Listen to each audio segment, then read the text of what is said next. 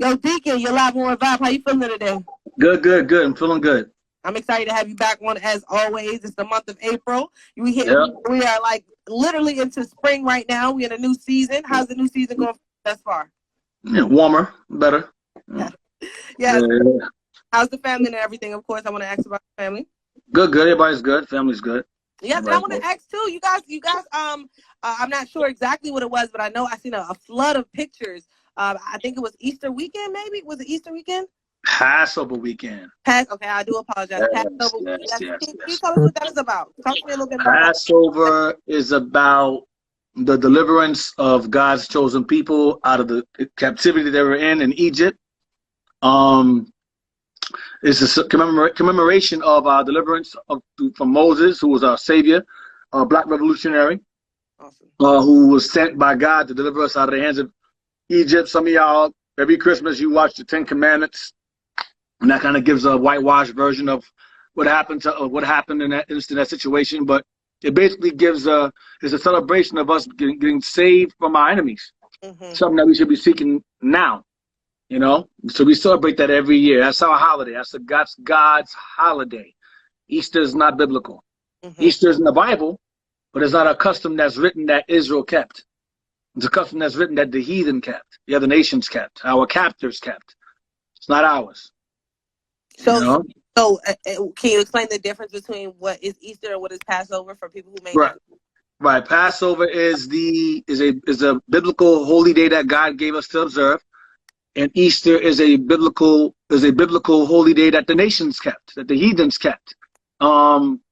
She went by different. The word Easter is an English term. It's English, Old English. It comes from Esther, or it's later on, earlier on in history in Babylon. It was Ishtar, Ashtoreth. She was a fertility goddess, a god of sex and war. That's what she was. She would be your personified as your Wonder Woman today. She's your Gaia from Captain Planet. If you know about that, I'm talking my age. That cartoon, Captain Planet, Gaia, Mother Earth, Isis. She falls in line with all of those things. She's a pagan goddess. Easter Sunday, from what I understand, because it's been a while since I've observed that nonsense, I believe is the celebration of the Messiah's resurrection. I believe it's Good Friday and then Easter Sunday, I believe, is what they say. Some of those lines which don't add up, because Friday and Sunday is not 3 days and 3 nights. The Messiah said, I'll be in the ground 3 days and 3 nights. If you go from Friday to Sunday, that doesn't add to 3 days and 3 nights. It doesn't add up. So it's very nonsensical. Okay, it's a pagan custom. And I want to ask you too, because you guys got the way that you were dressed was amazing. You know, it was definitely a sight to see. What can you explain to us the dress and the reason why you guys gather in a large amount of numbers that you do? Sure. Well, let me go in here. I'm gonna go to Exodus 12, just to kind of give a reason as to why we celebrate it. Exodus 12, and when you read verse, let me get to the point. Verse 14, verse 11. It says, and thus shall you eat with your loins girded, with your shoes on your feet, and your staff in your hand. I mean, just eat this food ready to go, because Israel was going to be, our job at this time was to prepare the feast, be fully dressed, because we were going to eat it in haste and then run to escape Egypt. So we had to eat it in haste. It says, and ye shall eat it in haste. It is the Lord's Passover. So, right? So it says, for I will pass through the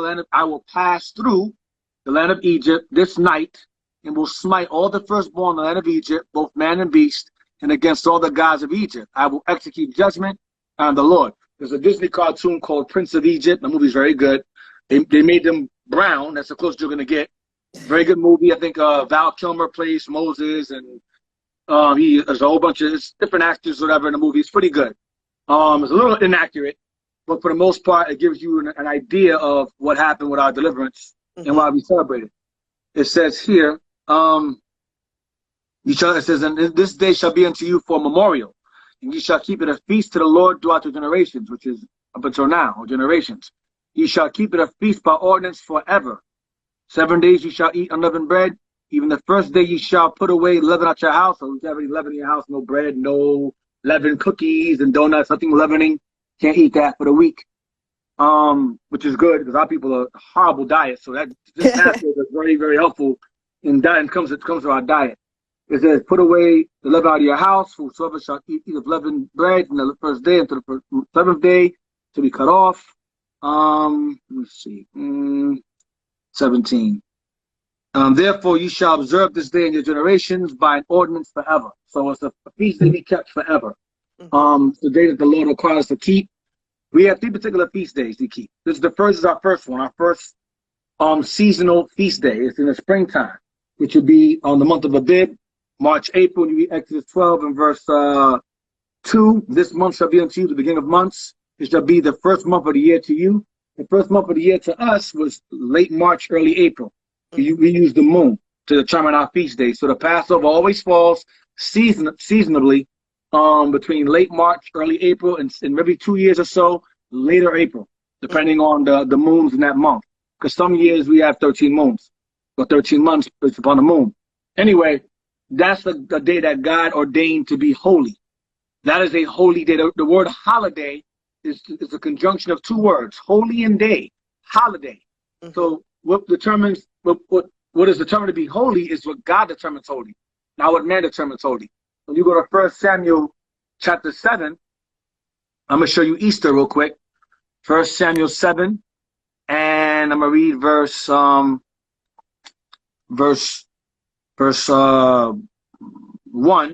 And the men of Kirjath-jearim came and fetched up the ark of the Lord and brought it unto the house of Abinadab in the hill, and sanctified Eleazar his son to keep the ark of the Lord, the ark of the covenant.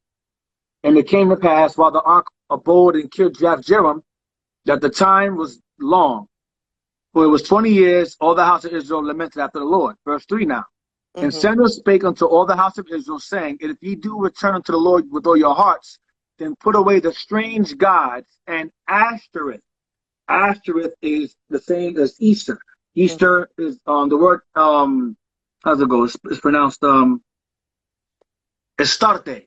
Astarte, that's Easter. Easter is the English form of Ashtaroth, a fertility goddess that the nations worship. And when Israel went off, we started worshiping those gods as well. It says Ashtoreth, says, put away those gods from among you, and prepare your hearts unto the Lord, and serve him only, and he will deliver you out of the hand of the Philistines.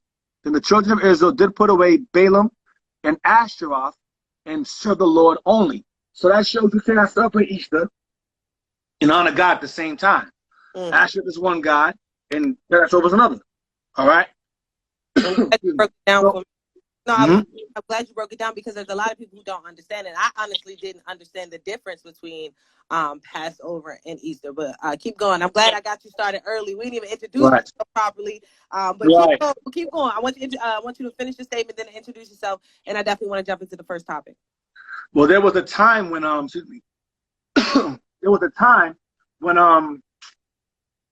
Easter and Passover were kind of observed as the same thing.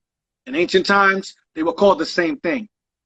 But our forefathers, the scholars of the Bible, they understood that would cause confusion, because Easter was called Passover in history. But it wasn't the same thing. They just called it that because that was the English term for Passover during that era. So eventually, the King James translators, the translators of the Bible of King James didn't write the Bible.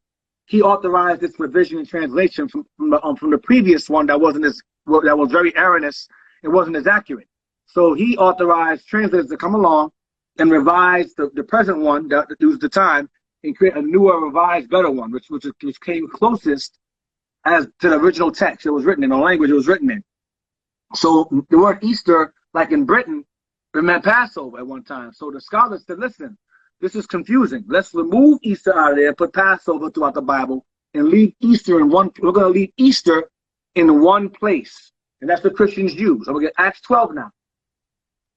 Acts 12, and I'm going to read verse 1. It says, now about the time Herod the king, Herod the heathen, who ruled over Israel at the time, stretched forth his hands to vex certain of the church. During this time, Herod, the king of the Jews, who was a heathen, but he reigned over us under Roman rule. He was trying to kill the disciples. This is when the Messiah was dead and gone. There was a persecution against the Christians. The real Christians, which were Jews, or Israelites during this time. They were deemed a threat by the elders of Israel, our own people, and they were deemed a threat by the Romans because the Romans were basically had the elders of our people in their pockets. So the Christian movement at that time was deemed a threat, like we are today. Black identity extremists, black supremacists, same thing. So Herod was trying to destroy and kill the church at this time. And so, let me read on. It says, and he killed James, the brother of John, with the sword. So he had one of the disciples' brothers, James, brother of John, he was killed. He had him executed. And because he saw it pleased the Jews, meaning it pleased our wicked elders who were under Roman rulership to have us killed, because they deemed us as competition, it says he proceeded further to take Peter, a disciple. Also, then were the days of unleavened bread. Then were the days of unleavened bread. So during this time was Passover. During this time. Okay? Watch verse 4. It says, and when he had apprehended him, he put him in prison, Peter in prison, and delivered him to 4 quaternions of soldiers to keep him, intending after Easter, to bring him forth to the people, to be killed. And so Herod was observing Easter. And that's what separates it. Yes. But Easter and Passover always fall at the same time. So you see here it says Easter, and you see earlier it said these are the days of unleavened bread. So Easter and Passover always fell in conjunction to each other. If you notice, the Bible talks about good being set against evil. For example, the Lord gave us holidays such as he gave us Passover. The world has Easter. He gave us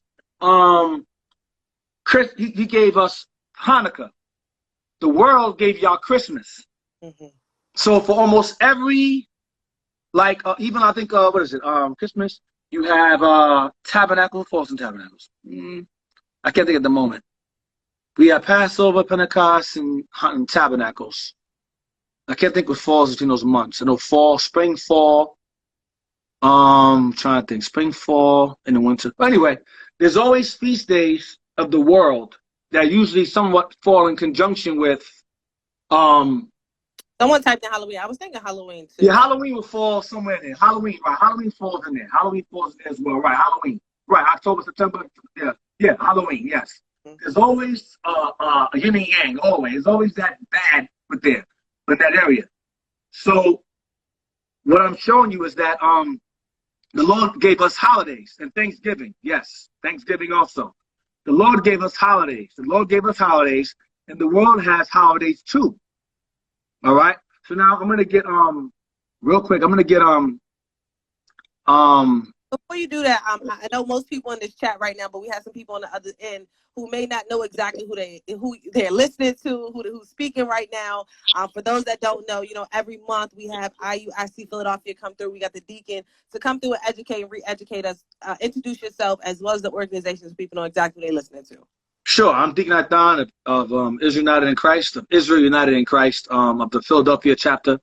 We basically teach according to the Bible that we are the children of Israel, that we are the so-called Black, Hispanics, and Native Americans of the African diaspora, those scattered abroad through the slave trade, whether it be the transatlantic or the trans-Saharan slave trade, are in fact the children of God that Moses delivered out of Egypt during the Passover. Those are our ancestors. The Bible is written by our forefathers, the prophets. Our forefathers are people of color. They wrote the Bible. They're the ones who are behind the Bible's authorship. All right, and that's who we are. So I am represent. And that's exactly what he was teaching right now. If you're just now tuning in, one of the first things that we jumped on as far as the discussion today is Passover. They recently just celebrated, the Israelites just recently celebrated the Passover, and I wanted to make sure that we broke down the definition, what it was, because to most people it's foreign, and then when they see you guys, it's a bunch of comments, but not really understanding exactly what it is. So I wanted to make sure we brought that to the forefront today so it can be addressed and understood at the same time. But Deacon, right. I want to to the first topic for us today, if you don't mind. Sure. We recently just lost, one of the greatest one of the greatest MCs in hip hop.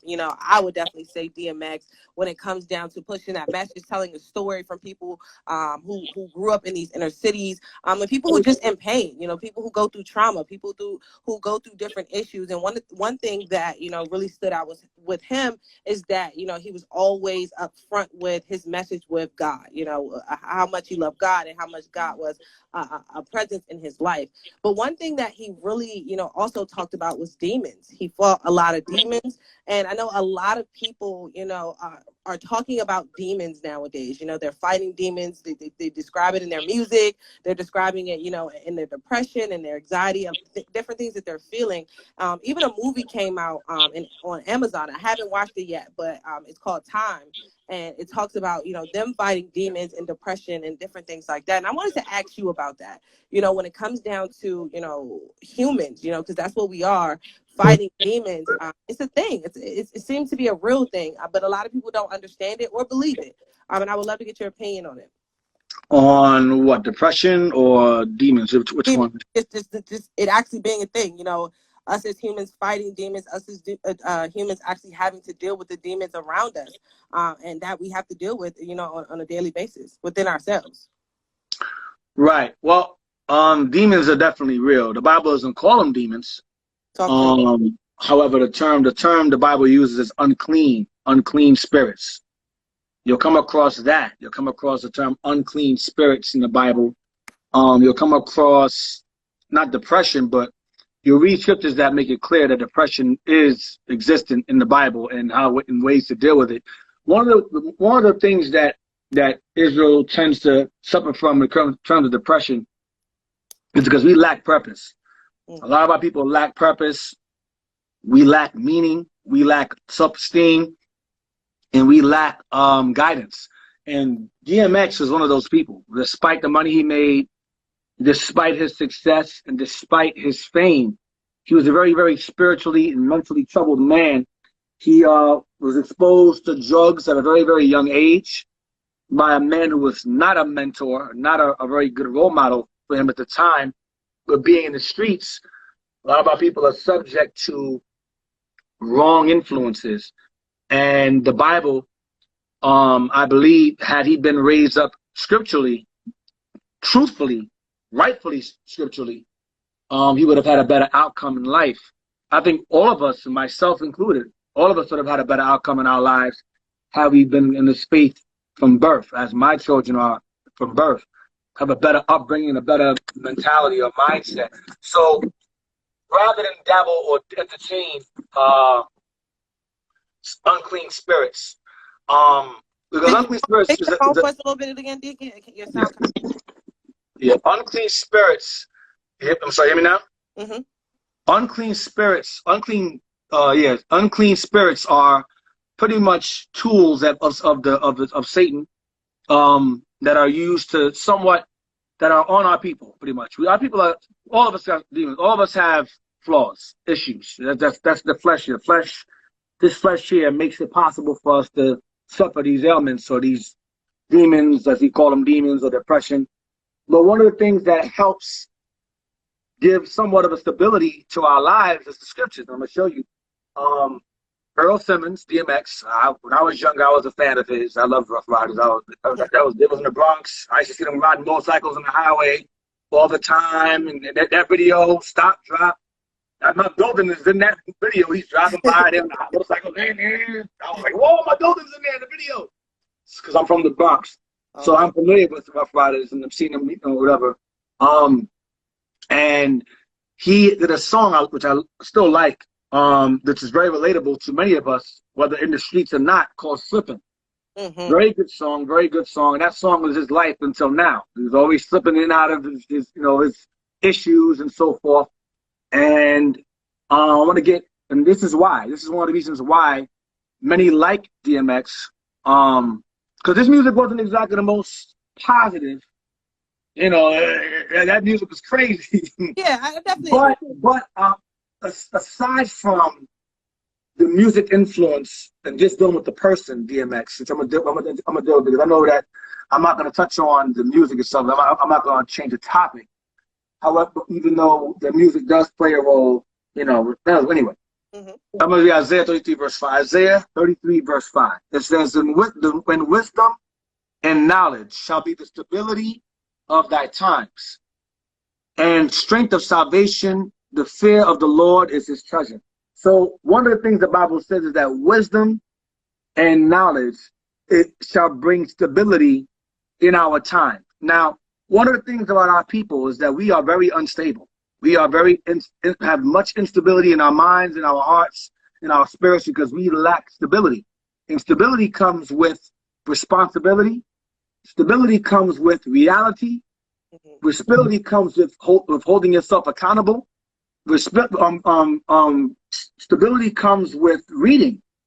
You have to read. You have to study. You can't just live your life not knowing what the hell is going on in the world. And one of the things the Bible forces you to do is the Bible forces you to read, because a lot of the things going on in the world, the Bible prophesied will take place, like the revolts and the uprisings and the crimes and things of that nature, and the wars that's taking place is being hidden and so forth. All that's biblical. The diseases, all that's biblical. That requires reading. Then reality. Reality is people want to get high. They want to get drunk. They want to sleep around and all that other stuff. This goes back to DMX. He was doing all of that stuff. He got a song with Cisco, "What You Niggas Want." He mentions all these women he slept with because he was unstable. He mentions the drugs he was doing in the song "Slipping" too. He mentions the drugs he was doing in that. So he was involved in a lot of things because he lacked stability. There's a video where he actually came across Israelites, not us, but another group, where he was actually enlightened by them and he was actually asking questions. So who knows, how much research he did after that? I don't know, but I know he came across Israelites at some point in time. So that the word did get to him. So the Lord have mercy on his soul, whether he took heed to it or not. But DMX, he as a celebrity is a very huge representative of our people as a whole. Drugs, instability in the house, in the streets. These are things the Bible speaks about. You get Isaiah 51 and 20. This is him. He talks about how he was rough, how he was so gangster.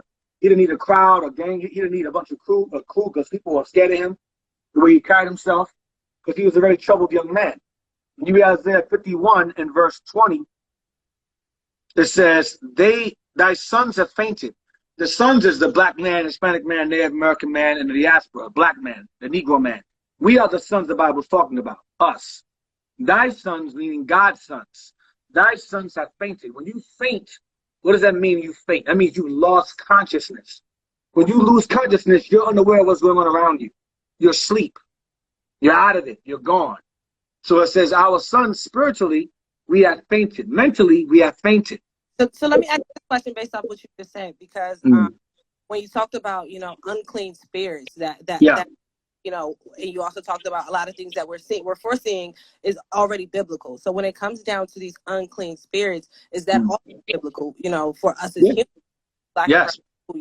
Can you talk to us a little bit about that? Because I see us really suffering the most, whether it's from, being intoxicated, whether it's from being, under the influence of a drug, whether it's from the trauma of our family, of upbringing, the stability that we don't have that you were talking about. Talk to us a little bit about why do you feel like we as a people are suffering the most from this, or these unclean spirits, I should say. We as a people, when you say we, I'm referring to we. Yes. We as a people, right. We as a people suffer the most because God made it so. When a person when a responsibility is placed upon a certain person, and that person doesn't uphold that responsibility, higher accountability falls upon that person because the responsibility is put in his lap. When you examine the Bible, the children of Israel, God's children were given laws, statutes, and commandments. And that gave us accountability because God gave us the only wisdom and knowledge that the world has never known, was given to us, our people. No other nations had in full the commandments and knowledge of God to the extent that we had it. So therefore, we were held to a higher accountability. Other nations had some knowledge of the laws of God, but not to the highest extent that we had it. So we were held to a higher standard. We fell from that standard because we chose to be like the other nations. We chose to follow their holidays. We chose to follow their customs. We chose to follow their rituals and their gods. And as a result of doing so, we fell as a nation. And so and that is why we are, the people, have fallen or continue to fall the hardest. Because our people were given a certain level of responsibility, and our forefathers did not uphold that responsibility. And as a result, their generations to follow suffered the consequences of those actions. We are the result of those actions. Our people suffering, DMX is a result of those actions. Single mothers, single fathers, aborted children, school to prison pipeline, the ghettos, the slums. These are a result of generational curses that fall upon a particular people, only people, for breaking God's laws that were only given to that people.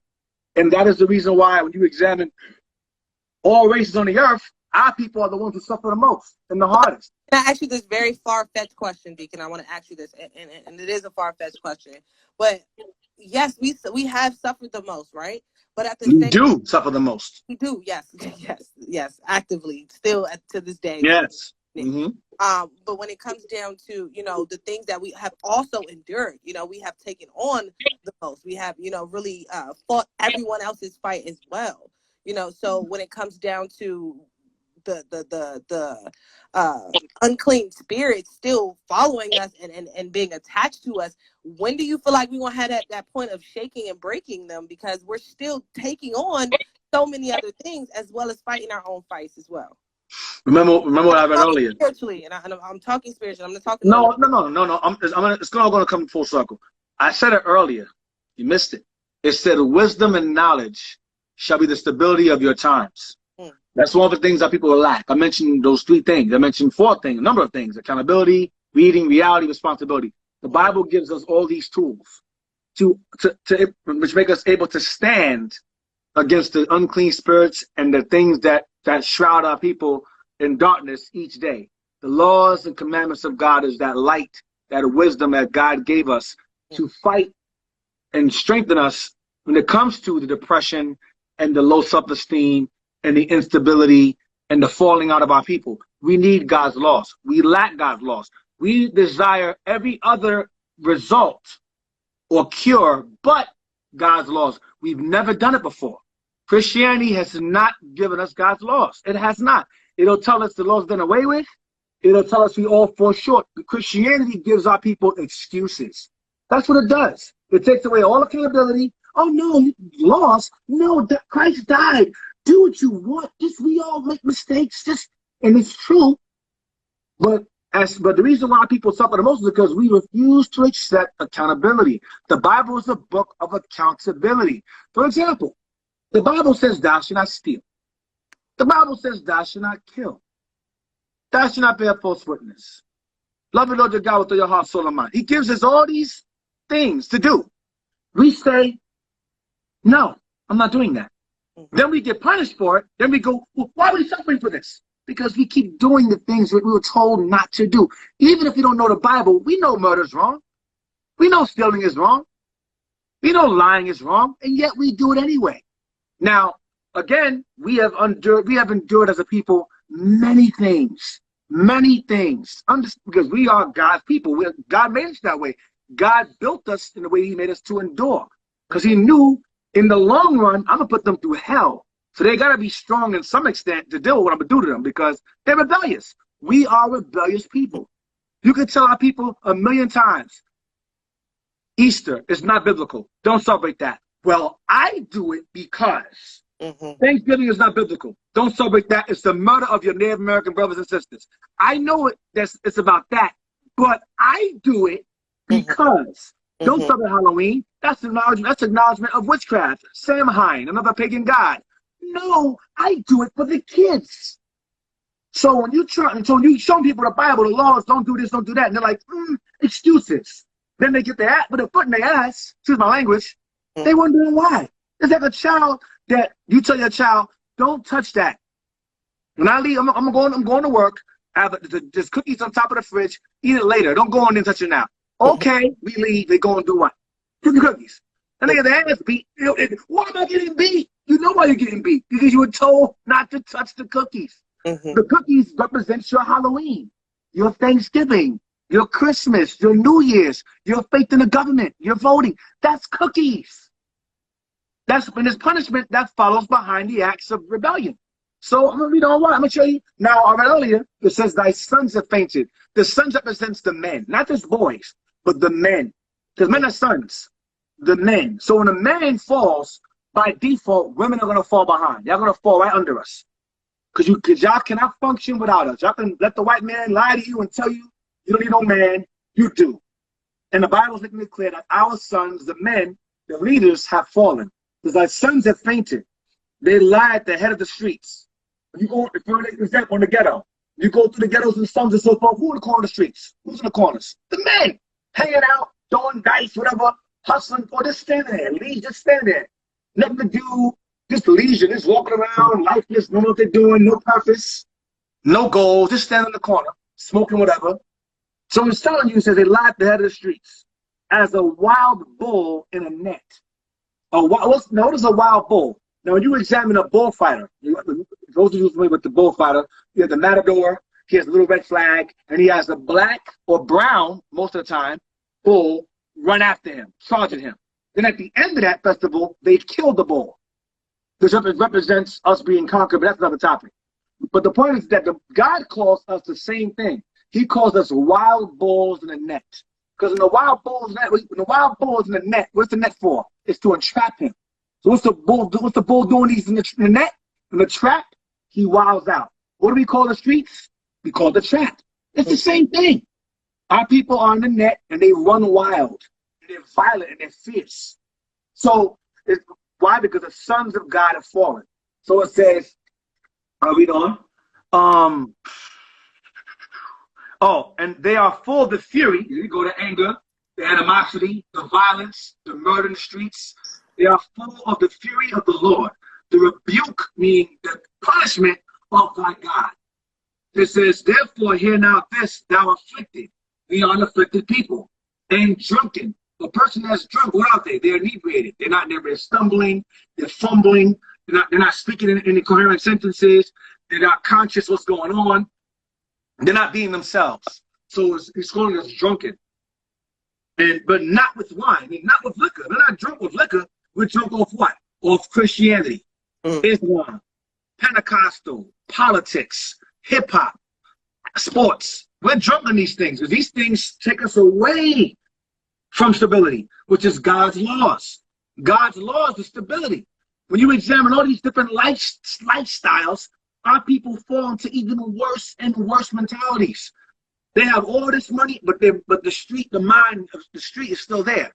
There's no point in having money, all this money, and your mind is still a boy, and you're 30, 40 years old. It doesn't make sense. It says our sons have fainted. And so I want to keep you there, when it says our sons have fainted, because I want to go to our next topic today, and I appreciate that because it definitely helped me to understand, and I see a lot of other people, giving you your props on what you were just talking about as well. But I didn't want to leave off of the unclean spirits thing. I don't want to leave from that. We were mentioning that. I'm still trying to address it. So you want to go somewhere else? No, I do want to stay there. Go ahead. I'm going to deal with it. Talk to me. Deal with it. I'm going to deal with it. All right. So it says here, therefore hear now this, thou afflicted and drunken, but not with wine. Thus said the Lord, and thy God that pleadeth the cause of his people. Behold, I have taken out of thine hand the cup of trembling, even the dregs of the cup of my fury. The cup of trembling goes back to the depression. It goes back to the demons that you're talking about, because our people, again, why do we have demons? Where do demons come from? The demons come from a number of things. We already have this flesh already in us, this flesh, right? We have desires, right? And we have influences that are all around us all the time. There's always influence around us. And one of the things that, matter of fact, I've read it last time I was on the show where it said, rid me, God, of strange children. And it lists all the things that we would have once God were to rid of us from strange children. What we need, sis, is deliverance. We are in the hand of our enemies. And when you are in the hand of your enemy, you're going to take part in his influences. And a lot of the influences that our people suffer from, whether it be like drunkenness, whether it be depression, There's reasons behind these things. There's reasons behind depression, a broken home. There's reasons behind drug use, abuse, a broken home again. And it all leads back to the home. I think every demon you could think of leads back to a destroyed home. Everyone. I don't exactly. Always. So when I'm emphasizing on the sons of faintnesses, it's very much, it seems like I'm skimming it, but I'm not. When it comes to trauma in the house, one of the main things that are missing, especially among us, in a trauma-involved home, is lack of who? Who's lacking in the house? Who's missing? Most of the time. I'm going to let you answer that one, Deacon. The man. The man is missing out the house. The man. That's one of the main things you see. Man. Now, I'm not saying that the man being home, there's no trauma. Sometimes the man is abusive and violent as hell.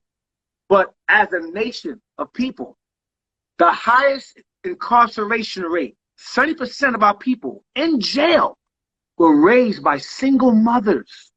70% of them who are murderers, the most violent criminals, come from fatherless homes. Now, when a person kills and they're violent, that's a demon. That's a murder spirit. That's a sadistic spirit. But there's a reason behind him wanting to do it. A person that does drugs comes from a broken home. It's all about the home. When you examine the scriptures, the Bible talks about the home being in order, the house in order. I'm gonna get it. I'm gonna read because these I want to answer one of these questions. I really like this last question in the sure. Is what does deliverance look like? Wow, deliverance looks a lot different than what you're in now. Deliverance is freedom from. I'll get it. Luke 1. I'll get it. And this good question. This right here will help. Will actually remove the trauma that you're speaking on. Luke 1 and verse 68. It says, "Blessed be the Lord God of Israel, for he hath visited and redeemed his people, and have raised up a horn of salvation," that's the Lord himself, "for us in the house of his servant David, as he spake by the mouth of his holy prophets, which have been since the world began." 71 right here. This is what it looks like. 71. Luke 1:71. "That we should be saved from our enemies and from the hand of all that hate us, to perform the mercy promised to our fathers, to remember his holy covenant." I'm going to jump down to 74. That he would grant us that we, being delivered out of the hand of our enemies, might serve him without fear. So trauma is what? That's fear. Fear and trauma are very synonymous. It's Untreated fear. I like trauma. Is something untreated, something we don't. Untreated fear, yes. An untreated fear, yes. Yes, it is. So deliverance looks like our people being happy, ruling over each other, having everything, having all the things that we admire the nations to have, we have it more. That's what deliverance is. Deliverance is not, I am saved, I am delivered. That's selfishness. Deliverance is when your people as a whole are delivered from the hands of their enemies and placed back in their land, and they get to witness and enjoy the destruction of their enemies while they get delivered. That's what will help trauma. That's Passover. That is Passover. That is the deliverance. I'm gonna get another one. Wisdom of Solomon, real quick. Wisdom of Solomon. This goes to Passover again. Wisdom of Solomon 18. I'm gonna read chapter 18, verse 7. It says, "So of thy people was accepted." This must be accepted. Both the salvation of the righteous. This is going into Israel and Egypt. The salvation of the righteous and destruction of the enemies. So one of the things that our people must accept first and foremost is the destruction of their enemies, not the acceptance of the enemies. The acceptance of the enemies is what brings trauma too. Self-hate, bleaching of the skin, perming the hair, getting the eyes surgically changed to be blue or gray till you go blind, dyeing it blonde and purple and green, and all that other nonsense. That's trauma. I'm gonna tell you straight, that is not normal. Hot girl summer, that's trauma. That's trauma. I'm gonna tell you straight up. That's not normal behavior. I gotta whop this, whop. That's trauma. That's You've been trauma. keeping up with the times, though, Deacon. You know what's It's going on, trauma. bro. I have to. I'm not old. I'm not that old. I'm not trying to talk about freaking Biggie Small. Biggie Small. You got freaking Little Yachty in them now. No, I gotta stay current. I feel that. St. John and all these other dudes. Yes, But and that's why we like Deacon. That's why we I gotta like. stay current. So my point is that that's trauma. All these people who are role models, little Nas X, Jesus Christ. I'll get into these topics, Deacon. That's a Ric Flair moment. It's a That's lot in this month of April that doesn't happen. That's why I'm trying Oh, a to lot been happening. A lot. But that man, that young boy, suffered trauma. And what happens is America, Can you give me a in the land snippet of our how you enemies, feel about that? huh? I said, can you give me a quick snippet about how you feel about that? I'm gonna go on it. I'm gonna go into it. The America advocates trauma. America advocates victims. What I'm playing victim. And what I mean that is that rather than, and I'm not downplaying victims. What I'm saying is that America tends to take any trauma or phobia and just say that's normal. They normalize it. Trauma is not normal. And the results of trauma is not normal. Our people as a whole, our people as a nation suffer trauma. From us being hung from trees. You know, they said that scientifically that trauma can be passed down genetically. That a lot of the behavior of our people now comes back to our forefathers witnessing their people being hung from trees and being set on fire and tarred and feathered and ripped limb from limb and castrated and their mothers being raped. That's all trauma. I agree with that. But Deacon, you know, they also say that normal is defined as individual.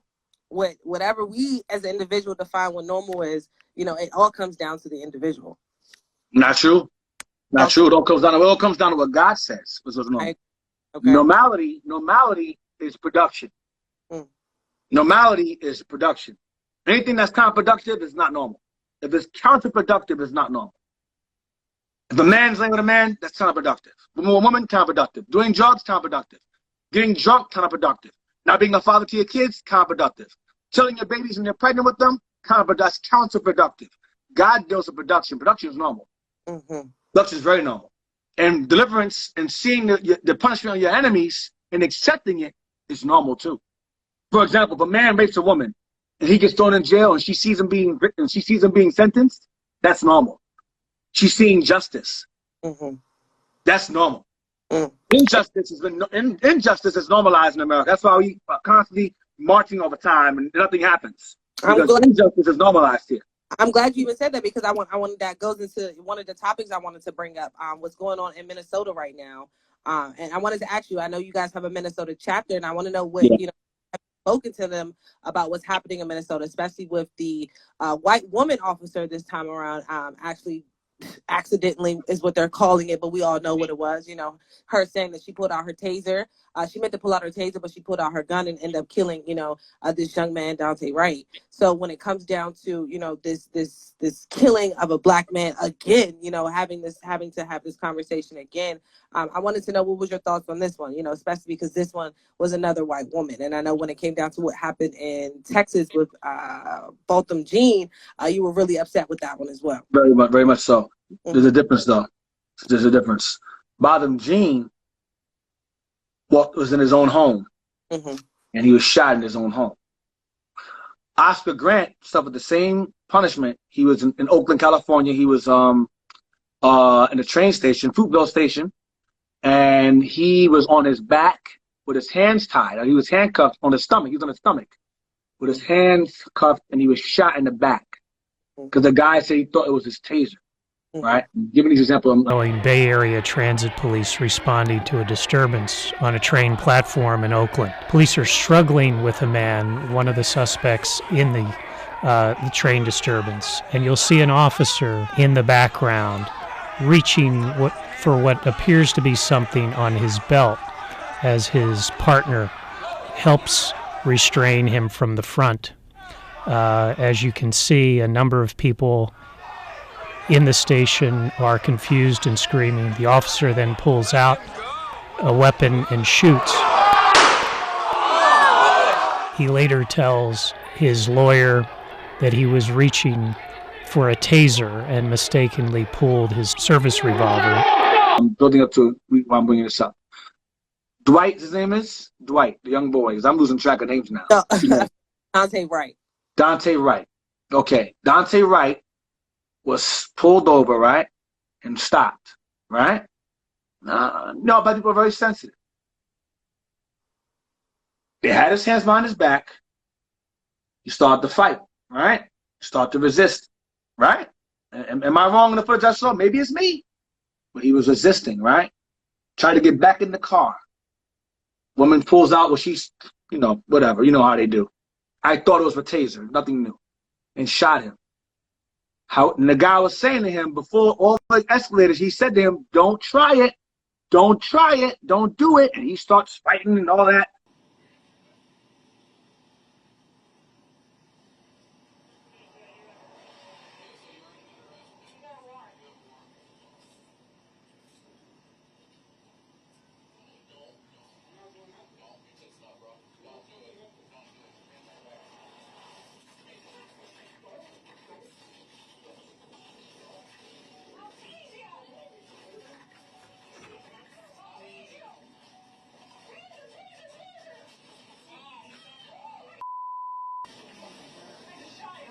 Now, our people, listen.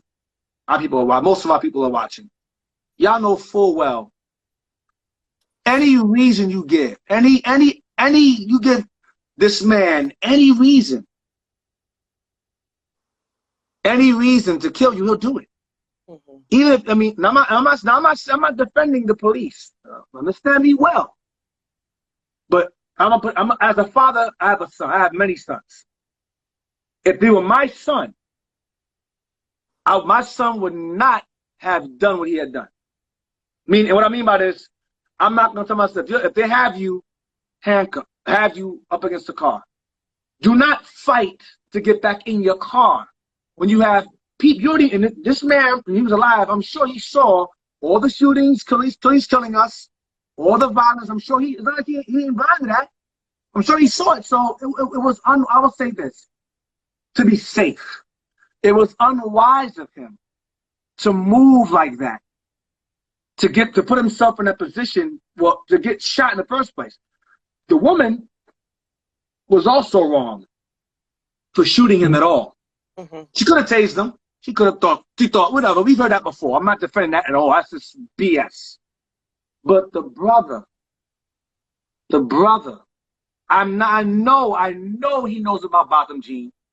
Trayvon, Freddie Gray, Kai Gurley, Ramarley Graham. Oh man, Sandra Bland. Too many. I'm losing track. For you as a brother, a black man, he look in the mirror. He know what he is. For you to fight while you have these armed Caucasian officers, male and female, surrounding you, you decide to flail and get back in your car, and they tell you, don't try it. I know you heard it. I heard it. And to still attempt to get in your car when you have armed officers around you doesn't make sense to me. And I understand the emotional outcry of him being killed. The lie behind the taser thing is BS. The anger behind that, I understand. Mm-hmm. But I cannot defend his actions. I can't. Mm-hmm. I can't. It's impossible. If you were my son, I couldn't do it. I couldn't do it. As a matter of fact, I'm sorry to fuck you up. There was a sister, a woman, stabbing her. She was arrested, and she was like, no. She was a fat white dude. And she got in her car. She shot the officer, but he shot her too. Mm-hmm. Then as she drove off, she died. But it was the same thing. I'm not saying he shot the officers, but it was resisting arrest. Mm-hmm. That part caused the situation to what? To escalate. To escalate to a place that it could not have went. Now, there went that way, and he didn't do anything. All right, the outcry, the anger is understandable. But if you start this, and you try to get back in your car, you got people on. I'm not moving. Listen, it's me. I'm gonna put myself in a situation. If I have a bunch of Ephraim, that's their race, Caucasians around me, with guns drawn, they're already scared of me looking like this as it is. They're already scared of this. I'm gonna give them more reason? No. I'm gonna try my hardest. Lord have mercy upon me that day, because it could be me. It could be him today. be tomorrow. That's my brother. That's my people. But I know, based upon things I've seen in the news, things I've seen on TV, I'm going to think and operate differently to try to de-escalate the situation so my life is preserved because we are sheep among wolves.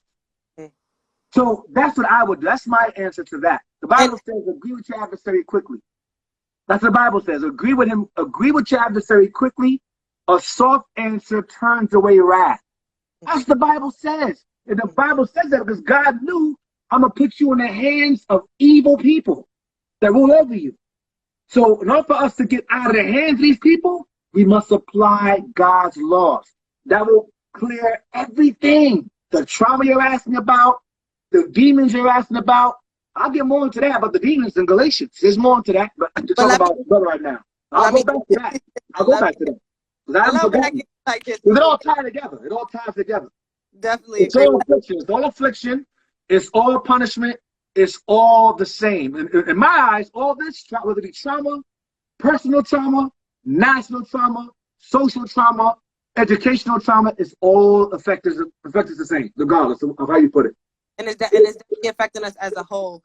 And as a nation, yes. And I want to ask you this question too, because I do agree as far as his actions of trying to get back into the car. But that also comes down to this generation of Generation Z, right? You use the word different. They want to do something differently. And I can't account for him or speak for him because he's not here to tell his story, right?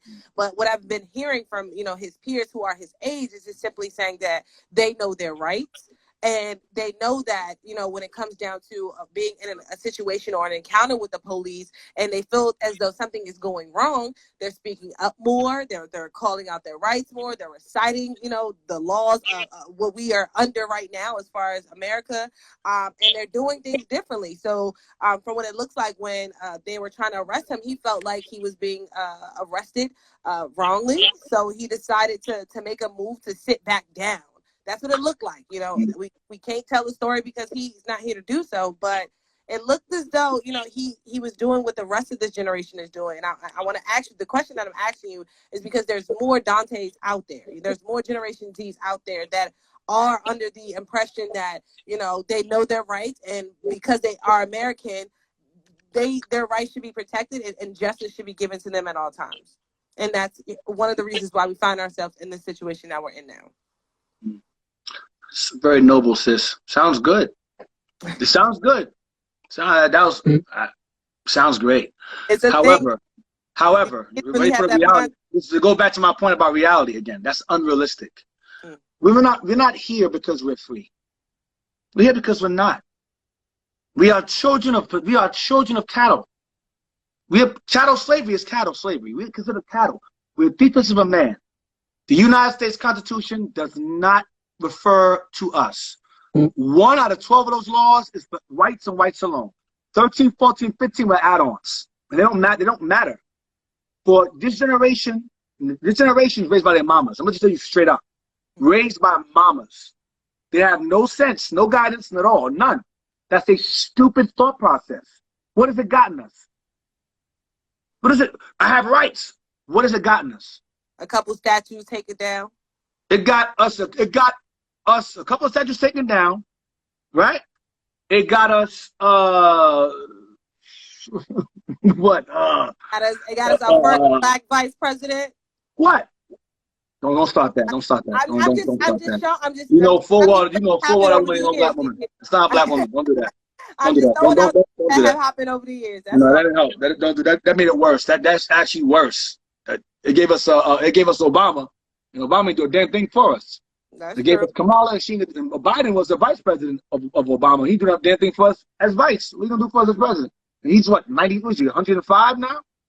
He got like 2 minutes left. Then this chick, I'm not gonna start on her. There's things about her regarding incarcerations, but I'll leave that alone.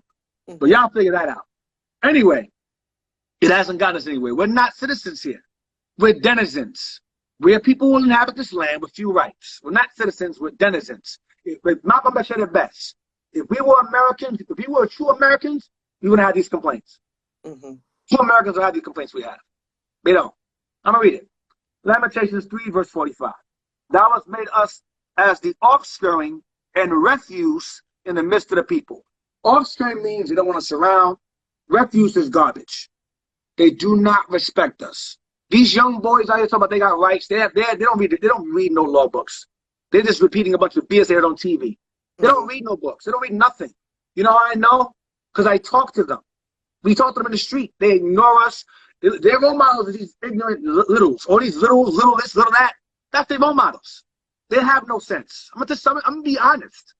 These generation, what you said, what is it? Z? Generation Z Z. negative? What generation is this again? It's Generation Z. Yeah, that's terrible. Zoo for wild. That's what generation means. Zoo. That's what it stands for. These boys don't make no damn sense. The mindset of these young boys now is very different from what our mindset was. It's very different. Very, very different. You can't deny it. Their thought process is very different. They age a lot slower than us. You got 31-year-olds, well, not 31-year-olds, but you got these 20-some-year-old people out of age 15. It's terrible. How they dress is terrible. Their music is terrible. It's terrible. So if that was his excuse, that was a very stupid idea. Very dumb. That does not, to say I have rights. I can say the same thing. I have rights to this car. I get in the car and the person that owns it beats my ass. I had the right to get in the car, but it ain't my car. That doesn't make sense. I'm gonna read it again. That's the theme that's going on right now, Deacon. That's a stupid theme.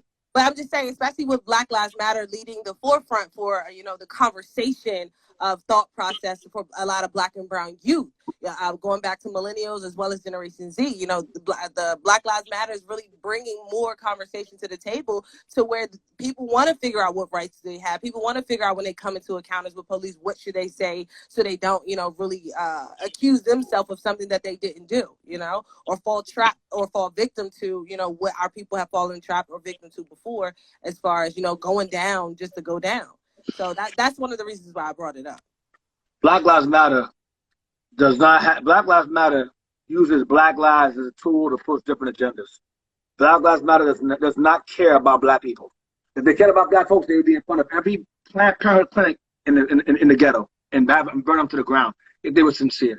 Because Black lives are taken away by abortions. I believe I'm messing the numbers up. It's hundreds, a few, over millions of babies, of our babies, have been aborted. Millions of them. And Planned Parenthood sells the parts. Okay? It sells the parts of our babies. So I'm not interested in Black Lives Matter is an enemy of mine. I'm going to tell you straight up. Enemy. You've been saying I don't like them at all. They're the devil the Bible speaks of. They are the black hand of white supremacy. That's all they are. Did you get a chance to read the article about one of the founders? It came out that she spent over $3 million. Billions of dollars, right? Right. Right. So what did she do? That as well, because you've definitely been talking about that since we've been on. Listen, you know why? Because I read. Mm-hmm. You know what other people don't do? We don't. Mm-hmm. I do. We do. The Bible makes you do it. You have to listen to what God is saying. The Lord will put the truth in front of our face and we'll literally turn our head on purpose. Billions of dollars. Where's the money coming from? Mm-hmm. They told you Act Blue. The donations come through Act Blue. That's a Democratic branch. That's the donations went to. When they got checked on that fatherless household thing, they removed it from the website. I have it. The father said we are for mother households. We are against the what's the word they use? Paternal something, patriarchal house. That's the father in the house. How are you against that? That's one of the most important things in a black household. I'm going to show you. Wisdom of Solomon. And I got one more question for you too, Deacon. We got about 10 minutes left. Sure. Wisdom of Solomon, real quick. I'm going to read chapter 4.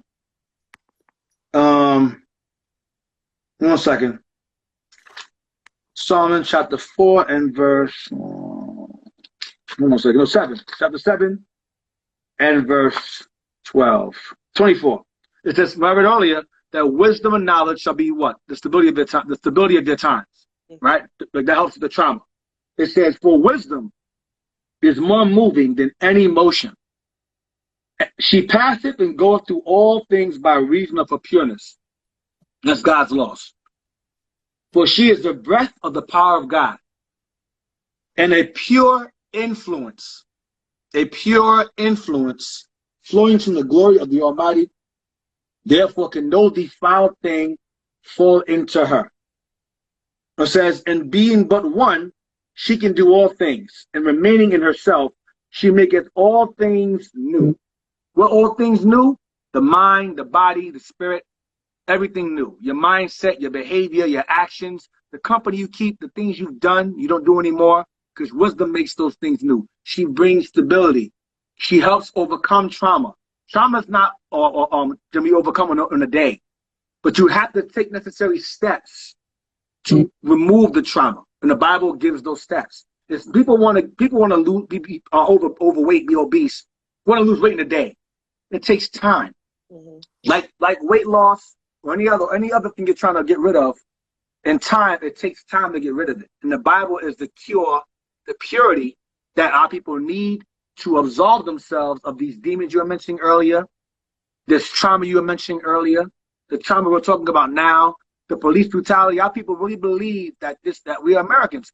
We live here, but we're not citizens here. We are children of property. We're children of defense of man. The Constitution does not apply to us. It's divided in half. The 13th, 14th, and 15th Amendments were added, but they're subjective. They're not objective. Those amendments are subjective. They're based upon how the white man feels at the moment. I agree. Those rights can apply to you. They can also not apply to you. So you got to be very mindful of these things. It says, and being but one, she can do all things and remaineth in herself. She maketh all things new, and in all ages, meaning times, entering into the holy souls, she maketh them friends of God and prophets. So one of the things that must be given to our people is the wisdom and knowledge of God, which is God's laws. That is the only thing that we have not tried. And I can say it again and again on every show, and I'll still get the same questions. But I'm telling you, one of the most important things that we must consider doing is applying, not hearing, but actually applying the laws of God. Things can change. Now you're saying, well, how can the laws of God stop a bullet? They can't. But what the laws of God can do is teach us how to be more unified, more organized. Because once we're organized and more unified, that strikes fear in the hearts of our enemies, and that makes them think twice about hurting us. As long as we're killing each other and we're divided, they don't see no wrong in what they do, because we don't see wrong in doing it to each other. But once you start coming together and applying the laws of God that say, love your neighbor as yourself, you start applying that simple law, and they start seeing us do that as a whole more and more often, they will say, hey, if I kill this dude, these niggas are coming downstairs and beat my ass. They'll think twice, because these guys, like Muslims, like Malcolm X, when he had all the Muslims, they don't mess with Muslims like that. They knew better, because they were organized. They did on the Capitol steps on the 6th of January. The Black Panthers, they were unified, organized. That struck fear in the hearts of enemies. That's why they tried so hard to destroy them. But this movement here, they can't destroy, because our Black Messiah, our leader, ain't here yet. But there's a Messiah, a leader in all of us. You can't kill all of us. See, they killed all those organizations before had like 1, 2 leaders. But this movement is like this movement here, the movement of God, has the Bible makes many leaders. Great. So it's impossible to kill us all off. It's impossible. So that's why I said earlier, when you apply the knowledge and stability of God, the wisdom of God, it'll make you're born again, you become new, it becomes a pure influence. And once you learn how to apply that pure influence, you in turn, male and female, become a pure influence for how you dress, how you act, how you speak, and you're seen in a different light. That's what's going to help the trauma that you're talking about. That's what's going to clear the demons you're talking about. And Just that simple. This is that clear. It's that simple. DMX had come across that at a younger age, at a different time, he'd be a different man. I tell you, I guarantee you. I appreciate you bringing full circle today, and making sure that we got that understanding and that teaching. I want to ask you this last question before I let you go. We got about 5 minutes. I want to bring it back to Dante a little bit, because they arrested the officer. Normally it takes weeks, months, and things like that for them to actually arrest the officer who committed a crime, period, you know, and they killed her within the same week. And this is the same state in which they have Derek Chauvin on trial right now for the murder of George Floyd. And it's a question that's really been going off in my head, you know, for the past 24, 48 hours. Just pretty much, do you think that the state of Minnesota is going to make an example out of the white woman in order to save the white man? Or do you think the state of Minnesota is going to, you know, hold both of them accountable, both the white man and the white woman? That's an opinion answer I could give. I don't know. Yeah, I don't know, to be honest. This government's very, very, very, very unpredictable. America does what she wants to do. America's proven that since the time she came over here and colonized this land. America, the white man and woman do what they want to do for who they want to do it for and who they want to do it against. It's what it is. But at the end of the day, when all is said and done, despite the verdict of both, this must be understood. I'm gonna read it. Wisdom of Solomon 18. This is the result. I'm gonna show you.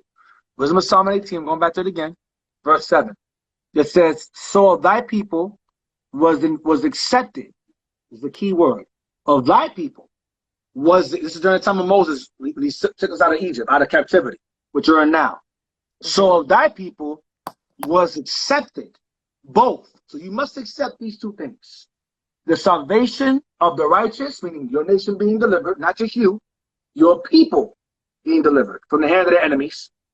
Both accepted both the salvation of the righteous and destruction of the enemies. You must accept these things. It says, "For wherewith thou didst punish our adversaries, by the same thou didst glorify us, whom thou hast called." So one of the things that we must pray for, that we don't pray for, is vengeance upon our enemies. That's all we can do. Pray for their destruction. I'm telling you straight. That's all you can do. And apply God's laws. Despite the verdict, despite what they do, despite what they say. Now I'm going to read this real quick. I don't have much time. I agree. I love. Well, you had a comment and said, "I love the answer." That's a good answer. I appreciate that. I definitely agree with that. And also, if you hop in with the Deacon, make sure you guys follow them at IUIC.Philadelphia on Instagram and IUIC_Philly on Twitter. And if you look below, Deacon, they actually dropped some comments for you. Thank you. 5 and I know it was 5. 5 and 8. Thank you. 5 and 8. I know it wasn't 5, so I knew find where it was. Verse 8. It says, "If thou seest the oppression of the poor," that's our people, and violent perverting of judgment and justice in a province," that's America. "If thou seest the oppression of the poor and violent perverting of judgment and justice," which we see all the time, violent perverting of justice and judgment, it says, "in a province, marvel not." Meaning, don't, wow, how this happened? It says, don't marvel at the matter. "For he that is higher than the highest regardeth, and there is be higher than they." I mean, there's a God that runs this land. There's a God that rules this country. And there's a God that sits by and watches them do these things, and he's going to handle business. But he wants his people to get themselves together first before he can act. He's waiting on us. As long as we sit around and we just be irresponsible and unrealistic and non-realistic and unaccountable of our own actions, he's going to sit back and watch them do what they do. Or he's going to act, and he's going to act on you as well, one or the other. So that's the answer to my question. I don't marvel. Regardless of the verdict, that don't matter to me. I'm not surprised. I know the highest, who's higher than they, he regards it. That's my answer. I appreciate you always, Deacon, for coming through, dropping your knowledge, always coming through with the truth. That's all we want, man. We definitely want the truth. We want to reveal the truth. We want to seek the truth more often. And I definitely know that these conversations are helping a lot of people, including myself. But before I let you go, as always, I want you to shout yourself out. Let the people know how they can find you, stay locked with the organization, donate, and how they can support. Hi, Shalom Israel. I'm Deacon Athan of Israel United in Christ. Israel United in Christ. You can visit us at israelunite.org for more information about our movement and who I am and who we are. You can also visit IUIC Events YouTube channel, where our bishop goes over countless topics on Shout Out Tuesdays. You can visit IUIC in the Classroom 1, IUIC in the Classroom 2, IUIC Atlanta Burning. I also have a history class I go over every Sunday called Our Hidden History Radio. Our Hidden History Radio, where I broadcast from there and teach history classes regarding the Bible and archaeology and geography and things of that nature that tie into the Bible and the Bible alone, that prove we are the children of Israel, as I've been saying since the beginning of the show. You can visit Our Hidden History Radio channel. But once again, visit us at israelunite.org for more information of our contacts, how to reach out to us. We're keeping Passover right now. Passover is a whole week long. Wow. So we're keeping it right now. Our feast days last for a long time. It ain't just one day. It's days of fun and joyous and dress up in garments and so forth. So we turn back to our culture. That brings us stability. Seeing things like that, that brings me stability. That removes trauma from my life that I had and many others in our congregation that they have, seeing those things. So that also helps. Unity helps as well, heal trauma as well. So join us, check us out first and foremost before you join us. Reach out to us, give us a call. We out in the streets in Philly. We're out in Newark, New Jersey as well. You watch our camp videos, IUIC Jersey, IUIC Philly, IUIC Philadelphia. Check us out, all right? I definitely appreciate you, Deacon, always. I'm looking forward to our conversation in the month of May. This is definitely a conversation that I knew that needed to be had today. A lot of people are dealing with, these unclean spirits, and I want to make sure that people were able to get a better understanding or just get some time to reflect on where they need to go, in order to clean their spirit. So I appreciate you always, Deacon, and I'm looking forward to having this conversation, in the month of May. Have a good one. You too, sis. Thank you. We used to scream Black Power while Heron was pushed. But at the end of the day, nothing's in vain. IUIC has been given a vision. The tents of Judah has risen. Many has attempted the mission, minor murmuring, omitting, and missing the mark. Just reading that he had the flame of fire in his eyes gave us the spark. We on Paul's mission. We out on the road, purple and gold, from Mexico, Cuba, Haiti, Ghana, Sierra Leone. 144,000 boots banging, concrete crackling. These are how men repented at heart. The scriptures is proof. IUIC, we deliver the truth.